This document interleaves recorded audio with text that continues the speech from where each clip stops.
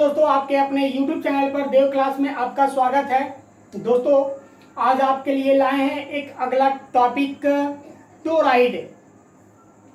Class 12 के physics के 4th lesson से अगला टॉपिक आपका रहेगा टोराइड। दोस्तों, टोराइड का नाम आप लोगों के सामने नया होगा, लेकिन आपको हम याद दिला दें कि क्लास 10th में आप लोग पढ़े होंगे कुंडली के बारे में, उसी के अंतर्गत ये भी आता है टॉपिक। ठीक है दोस्तों, तो टोराइड आखिर है क्या चीज? सबसे पहले तो हम लोगों को ये समझना है टोराइड आखिर है क्या चीज। जब हम किसी भी परिनालिका के ऊपर दोस्तों हम लोग बहुत बारीक करके तारों को ऐसे लपेट देते हैं, तो इसी को भी हम टोराइड कह सकते हैं। और जब इसी चीज को हम ऐसे मोड़ देंगे, यानी कि जब इसी को हम ऐसे मोड़ देते हैं दोस्तों, इसका ए सिरा और ये बी सिरा, जब ए बी को हम जोड़ेंगे तब ये आपका इस टाइप से बन जाता है। इसकी आकृति क्या हो जाती है दोस्तों? इस टाइप से बन जाती है।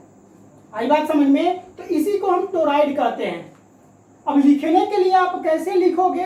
तो लिखना चाहिए दोस्तों, तो यह एक वृत्ताकार छल्ला या वलय होता है। यह एक वृत्ताकार छल्ला या वलय होता है जिसके ऊपर तार का अत्यधिक फेरों की संख्या लपेटी जाती है। जब हम तार के संख्या अधिक लपेट देते हैं दोस्तों, तार के संख्याओं को अधिक लपेट देते हैं, यानी एक फेरा में लपेट देते हैं, तो ऐसी परिनालिका को ही टोराइड कहते हैं।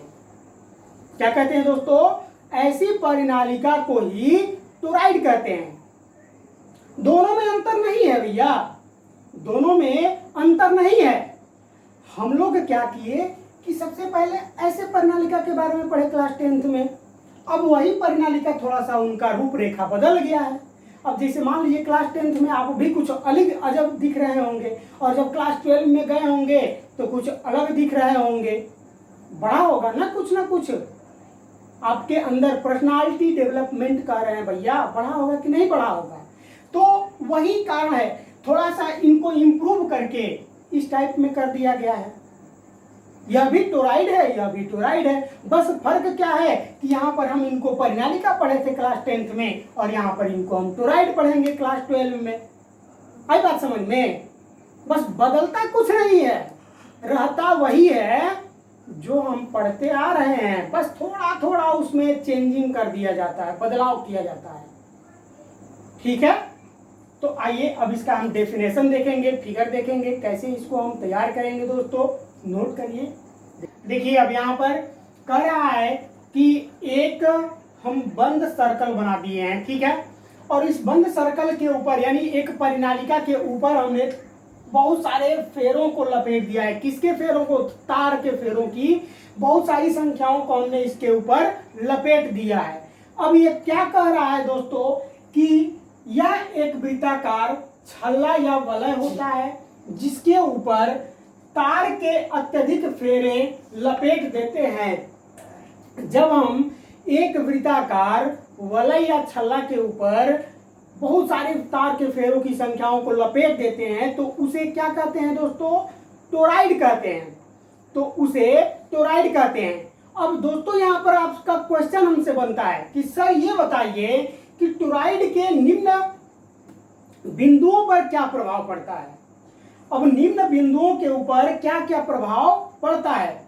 दूसरा क्वेश्चन आपका होगा दोस्तों कि टोराइड का क्षेत्र पर टोराइड के बाहर क्या प्रभाव पड़ता है। इस टोराइड के अंदर और टोराइड के बाहर क्या प्रभाव पड़ता है, तो सब कुछ आपको हम बताएंगे दोस्तों। अभी हम बताएंगे आपको टोराइड के अंदर चुंबकीय क्षेत्र की तीव्रता कितनी होती है। ठीक है, तो पहला आपका क्वेश्चन हम क्लियर करते चलते हैं। माना कि टोराइड का एक खोखला छल्ला है, माना कि टोराइड का एक खोखला छल्ला है जिसके एकांक लंबाई पर फेरों की संख्या n है। इसके एकांक लंबाई के ऊपर ये एन फेरों के तार को क्या किया गया है दोस्तों, लपेट दिया गया है तथा उसमें बहने वाली धारा आई है। इसके अंदर बहने वाली जो धारा है दोस्तों वो कितनी है, आई है। यहां से धारा प्रवाहित की जा रही है, ठीक है ना, ये बहने वाली धारा आई है। टोरॉइड के केंद्र O से R दूरी पर एक बिंदु P है। टोरॉइड के केंद्र O से R दूरी पर एक स्थित बिंदु क्या है दोस्तों, P है, जहां चुंबकीय क्षेत्र की तीव्रता की गणना करनी है। इसी बिंदु पर हम लोगों को चुंबकीय क्षेत्र का मान निकालना है दोस्तों, बिंदु P पर ही, जो केंद्र O से R दूरी पर स्थित है, ठीक है। बिंदु O से P पर ही हमको क्या निकालना है, चुंबकीय क्षेत्र की गणना करनी है। देन तब अल्पांश लंबाई dl की कल्पना करते हैं। एक अल्पांश लंबाई हम dl की कल्पना करते हैं, यानी दोस्तों इस पूरे को छोड़ करके हम इतना के बारे में केवल ध्यान देंगे, ठीक है। अतः एम्पियर का परिपथीय नियम से, एम्पियर के परिपथीय नियम में हम बताए हैं दोस्तों, अगर आप एम्पियर का परिपथीय नियम का वीडियो नहीं देख पाए हैं तो प्लेलिस्ट में वीडियो पड़ा हुआ है, जाकर आप प्लेलिस्ट में देख लीजिएगा एम्पियर का परिपथीय नियम क्या होता है। तो कह रहा है दोस्तों कि एक वृत्ताकार लूप पर B प्रवाहित धारा, मतलब चुंबकीय क्षेत्र B प्रवाहित धारा के μ0 गुना होता है। वृत्त के लिए चुंबकीय क्षेत्र वेक्टर B और dl एक दूसरे के समांतर पूरे वृत्त के लिए हैं। पूरे वृत्त के लिए इतना वैल्यू हमारा है, मतलब कि इसके ऊपर चुंबकीय क्षेत्र की गणना हमें करनी है और हम क्या हिस्सा ले रहे हैं दोस्तों, तो इस पूरे टोरॉइड का केवल छोटा सा एक अल्पांश dl लंबाई ले रहे हैं, ठीक है, ले रहे हैं। तब देन क्या हो जाएगा, phi is equal to B dl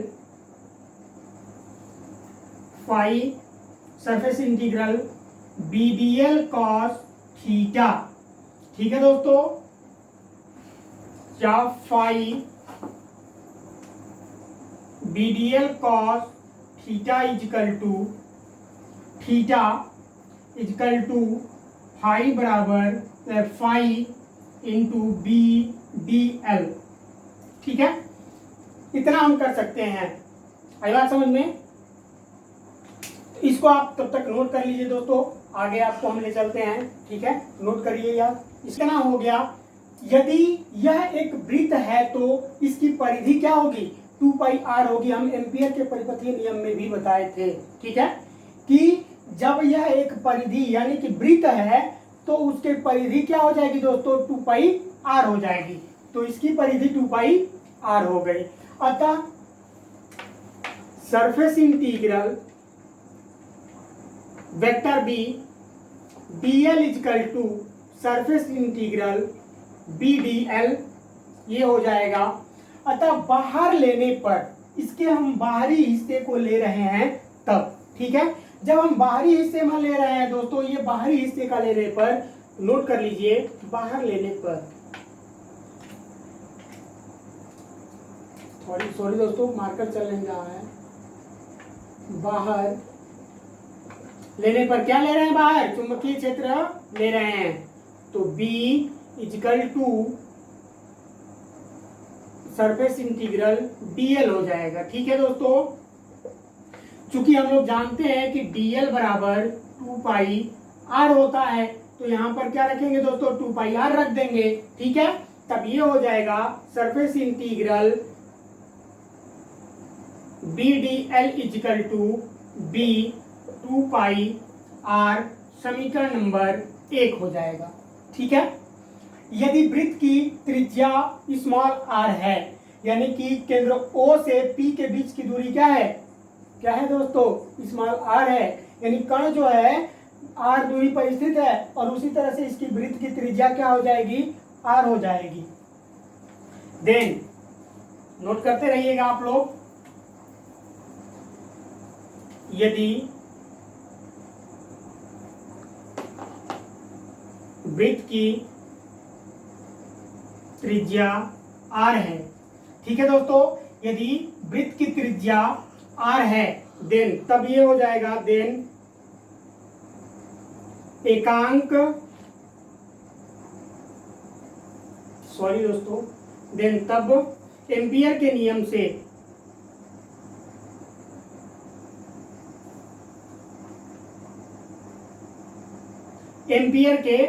से निकाल दिया जाए तो एम्पियर के नियम से B D L is equal to mu गुणे आर, म्यू 0 गुणे आर, यानी कि ये क्या है, त्रिज्या के वृत्त से घिरी हुई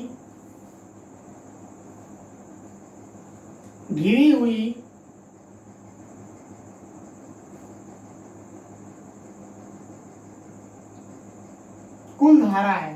ठीक है दोस्तों, क्या है, कुल धारा है। दोस्तों थोड़ा सा जगह कम पड़ रहा है, ठीक है, तो इसका आप स्क्रीनशॉट करिए या नोट कर लीजिए आप लोग। ठीक, देखिए तब ये हो जाएगा आपका surface integral B D L is equal to mu 0 R, त्रिज्या के वृत्त से घिरी चुंबकीय क्षेत्र का मान जो होगा वो समान होगा। ठीक है, इस पूरे वृत्त के ऊपर चुंबकीय क्षेत्र का मान क्या होगा, एक समान होगा। अर्थात कुल धारा, यानी कि हम निकालेंगे दोस्तों अब कुल फेरों की संख्या, तो कुल फेरों की संख्या गुणे म्यू 0 आई हो जाएगा। अब समीकरण नंबर म्यू 0, और इसके जगह पर हम लोग क्या रख सकते हैं दोस्तों, इतना 2 पाई एन, फेरों की संख्या क्या है, एन है, और 2 पाई आर, ये पूरा वृत्त है तो 2 पाई आर हो गया और आई का आई हो गया। इसको इक्वेशन नंबर सेकंड मान लेते हैं। ठीक है दोस्तों, और समीकरण नंबर 1 व 2 से, समीकरण नंबर 1 हम पीछे मान चुके हैं दोस्तों। समीकरण नंबर 1 में आपका क्या माने हैं, surface integral B D L is equal to B into 2 pi R, समीकरण नंबर 1 मान लीजिएगा उसको, यदि नहीं माने होंगे तब ये हो जाएगा आपका दोस्तों समीकरण 1 व 2 से, तो सरफेस इंटीग्रल पृष्ठीय समाकलन B D L is equal to mu 0 N I 2 pi R हो गया। ये पूरा मल्टीप्लाई करने पर 2 पाई आर को पक्षांतर हम कर देते हैं दोस्तों, तो ये इतना बराबर, चूंकि डी एल बराबर क्या होता है 2 पाई आर हो जाता है, तो इसके जगह पर हम लोग 2 पाई आर रखेंगे, mu 0 N I 2 pi R, तो आर से आर यहाँ पर क्या हो जाएगा दोस्तों, कैंसिल हो जाएगा, तो क्या बचेगा आपका बी बराबर 2 से 2 कैंसिल हो गया, पाई से पाई कैंसिल हो गया, तो बच जाएगा आपका बी बराबर म्यू 0 एन आई हो जाएगा। अर्थात टोराइड के अंदर चुंबकीय क्षेत्र का मान निकल गया। अब हम निकालेंगे दोस्तों टोराइड के बाहर चुंबकीय क्षेत्र का मान, ये अंदर का निकल गया, ये फेरों की संख्या भी हमें निकालनी है, तो n बराबर बी बटा में म्यू 0 आई हो जाएगा, फेरों की संख्या निकल जाएगी। अब हमें क्या ज्ञात करना है दोस्तों, बाहर टोराइड के बाहर चुंबकीय क्षेत्र का मान निकालना है। तो आप इसका स्क्रीनशॉट करिए या फिर इसे नोट कर लीजिए, आपको हम समझा देते हैं। ठीक है, हम निकालेंगे तो एम्पियर के परिपथीय नियम से, एम्पियर का परिपथीय नियम दोस्तों हम लोग निकाले हैं कि surface integral B D L is equal to mu 0 I होता है। ठीक है, अब चूंकि हम लोग धारा बाहर की तरफ देख रहे हैं, तो बाहर की तरफ धारा तो रहेगा नहीं भैया, जब हम इस वायर के अंदर धारा प्रोवाइड कर रहे हैं तो बाहर तो धारा रहेगा नहीं, रहेगा नहीं रहेगा, तो बाहर धारा का मान यहाँ पर 0 हो जाएगा, अर्थात पूरा मान ये 0 हो गया। तो सरफेस इंटीग्रल यानी पृष्ठीय समाकलन बी डी एल बराबर 0। अब खोखले भाग पर ले लिया जाए तो खोखले भाग के लिए दोस्तों क्या हो जाएगा, पूरा ये मान 0 हो जाएगा। अब B D L is equal to mu 0 into 0, अर्थात एकांक लंबाई के लिए निकाला जाए दोस्तों, तो स्मॉल n बराबर कैपिटल N बटा में 2 पाई n हो जाएगा। अब यहाँ पर स्मॉल n और कैपिटल N क्या है, कैपिटल N जो है दोस्तों ये पूरे फेरों की संख्या है, पूरे फेरों की संख्या है, और स्मॉल n जो है दोस्तों n फेरों की संख्या है। ठीक है ना, एक फेरों की संख्या है, बटा में 2 पाई r, अर्थात b बराबर क्या हो जाएगा आपका n पाई n म्यू 0। ये रहा दोस्तों आपका टोराइड। ठीक है, अगर आपको पसंद आया हो वीडियो दोस्तों तो इस वीडियो को लाइक करें। हमारे चैनल को सब्सक्राइब नहीं किए हैं तो चैनल को सब्सक्राइब कर बेल आइकन का बटन दबा दे ताकि हर नोटिफिकेशन आप तक पहले पहुंच जाए। दोस्तों वीडियो बनाने में बहुत मेहनत लगता है भाई, बहुत मेहनत लगता है। आपका केवल एक लाइक हमारा और मनोबल बढ़ाएगा। अगर आपको इस वीडियो में कुछ समझ में नहीं आ रहा है तो आप हमें कमेंट बॉक्स में कमेंट करके बता सकते हैं या पूछ सकते हैं। समय रहते हुए जरूर आपको हम रिप्लाई देंगे। दोस्तों वीडियो को देखने के लिए धन्यवाद।